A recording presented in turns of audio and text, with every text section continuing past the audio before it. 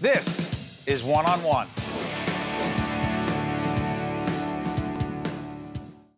For the first time with us here on One on One, we have Carlos M. Rodriguez, who is President and CEO of the Community Food Bank of New Jersey. How you doing, Carlos? Doing well. Thanks for having me. A quick description of your extraordinary organization. So the Community Food Bank of New Jersey, over 40 years of fighting hunger. But the interesting thing is that we don't do it alone, and we don't just do it by providing food. We work with an army of partners, volunteers across a number of different sectors, because that's what you need to do when you need to reach just nearly 1 million New Jerseyans who are in need. Talk about the hunger issue. How bad is the situation today? You know, so it's not getting any better. The economy is. No, the economy is, but people are still being left behind. And so here's the big misconception that'll put everything in perspective. Many of the families that we're serving have at least one person working. But with jobs coming in and not being enough to meet the expenses, especially here in New Jersey, you have a lot of families who struggle to make ends meet. So on top of that, you have a growing number of seniors who can't afford to live in New Jersey or find it hard to live in New Jersey, and you have children who are having a hard time developmentally and learning because, again, if there's not enough food on the table, you can't be a good worker, you can't have an active and healthy lifestyle when you're older, and you certainly cannot grow and learn the way you should and could. Carlos, as we put the website of your organization, we've collaborated before, we've done public awareness together with you and your colleagues about the issues you're talking about. As we put the website up, people say, because I've been to your location, pretty extraordinary. Describe what is there, because it is extraordinary. Well, when you think about the problem of hunger and it reaching and touching close to 1 million people, and you walk into our facility and you see— Describe it. 5 football fields big. Not just our facility in Hillside, but also our southern branch down in Atlantic County. Then you start really putting your arms around the problem and the opportunity to help, because hunger in New Jersey, in America, very solvable. Very solvable. Why do you say that? Because we don't have a lack of food in our communities. We have a lack of access to that food. Think about it. Give us an example. New Jersey is the Garden State, literally because so much food, so much great produce is produced here, but also because it's really a hub for how a lot of food travels to the surrounding areas, whether it's up north or down south. It's a great hub for actual food. And so it's here. What we don't have is families' ability to connect it with that food, and the barrier sometimes is financial. Most of the time is financial.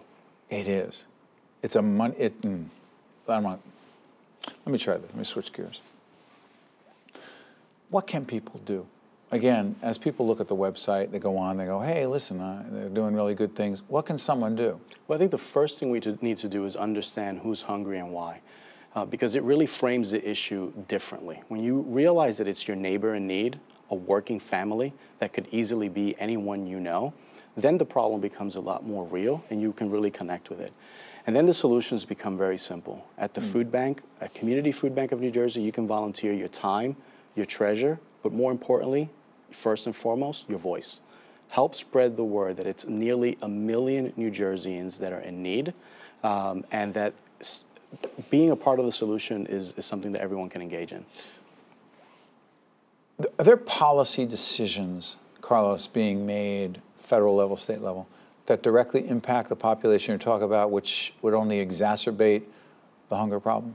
There are. So right now being debated in Congress is the Farm Bill. And among many different things, it's the reauthorization of the SNAP program. SNAP, We formerly know it as food stamps.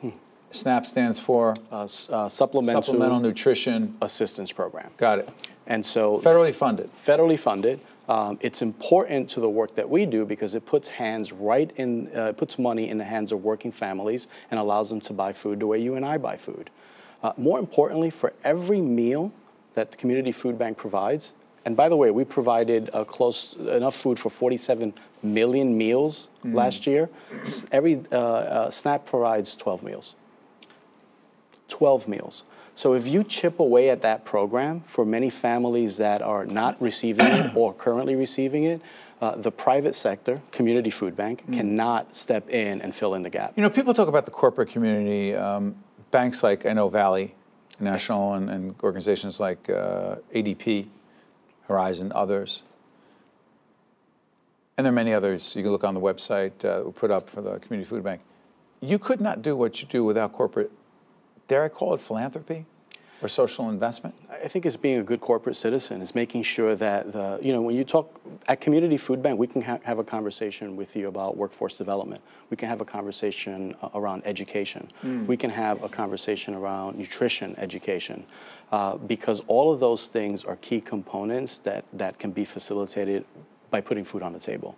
And so you're right. I mean, the private sector has an invested interest in making sure that we have a strong workforce, that we have a well-educated workforce, none of which happens without good nutrition. Now, you talk about the workforce development piece. The initiative that I want to talk about here, our friend Josh Weston, a great friend of public broadcasting, told me about this. We were having breakfast a couple of years ago. He said, Steve, you need to find out about the Food Service Training Academy, which you guys run. It's a 15-week program? 15-week program for folks looking for their first success or a restart or another success in life. They come in, they not only learn culinary skills, but they also learn life skills. Because you can be the best chef in the world, but you need to know how to get to work on time and work and learn how to work in a work environment. And so 15 weeks, then they get job training and job placement. Talk about the placement, where? So the placement, so we have a tremendous family of food partners. Restaurants, institutional facilities, places like Rutgers College, right. Rutgers University, NJ Pack, Nico's. Right. So Nico's, what a great restaurant. Any place that's a partner of the Community Food Bank is a potential employer of one of our graduates. But here's the best part. Not only are they doing well for themselves and their families, as they're learning, they're helping to produce meals for children. And so children's in low-income communities. So it's really a wonderful 360 of an experience. Yeah. Real quick, before you go, you've often said, think beyond hunger. 30 seconds, go. Think beyond hunger. So it's workforce development, it's education, it's making sure that families, as they fall on hard times, don't lose sight of nutritional and how to make the best nutritional decisions with the food that they can. And very quickly, we're very excited to be working with the state of New Jersey, Department of Human Services, and Department of Health to be relaunching their SNAP Ed program, which helps us do exactly that. Make sure that families have the tools to make good nutritional decisions, behavioral changes, and help the community make sure there's good food available as well. Our friend Carlos Rodriguez is President and CEO of Community Food Bank of New Jersey, making a difference in the lives of so many people every day.